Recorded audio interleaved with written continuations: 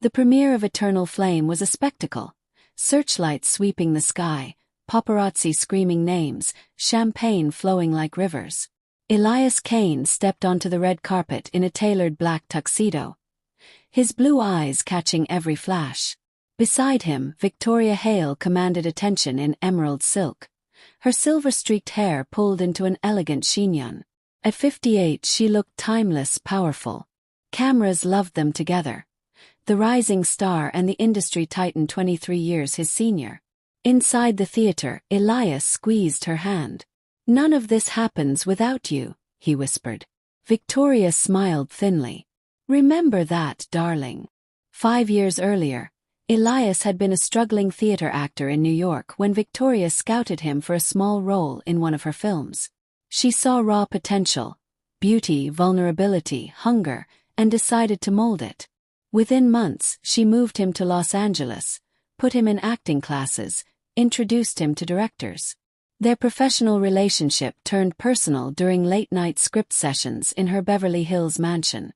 She was brilliant, ruthless, magnetic. He was grateful, dazzled.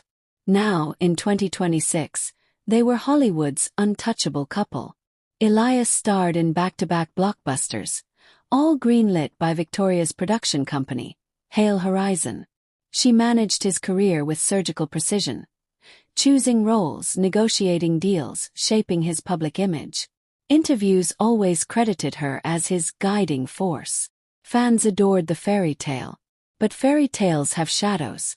At home, the mansion's marble floors echoed with tension. Victoria controlled everything. His schedule, his phone, his finances. Earnings went directly into joint accounts she alone overseen. Friends drifted away after subtle warnings from her assistants. When Elias once suggested hiring his own manager, her response was ice cold. "You think anyone else would fight for you like I do?" Ingrate. The control deepened gradually. She monitored his texts, vetoed co-stars she deemed threats, criticized his weight, his laugh, his choice of words in interviews. Disagreements ended with her reminding him how easily careers vanished. "I made you," she'd say softly, stroking his cheek with fingers that felt more like claws. Yet Elias stayed. The roles kept coming. The money piled up. The world envied him. And somewhere, buried deep, he still believed he loved her, or at least needed her. One evening after a gala, they returned home late. Elias, tipsy from champagne, laughed about a young actress who'd flirted with him.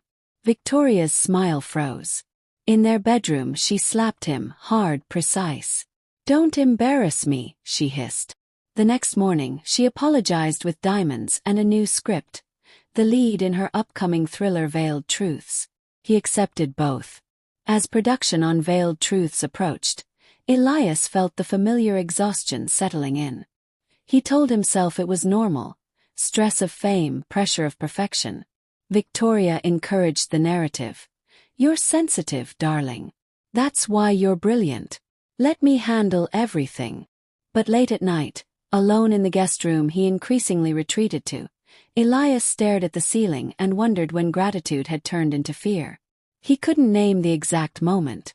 It had happened slowly, like poison in wine, sweet at first, deadly over time. He told himself he was lucky. The world agreed. And for now, the golden pair shone brighter than ever.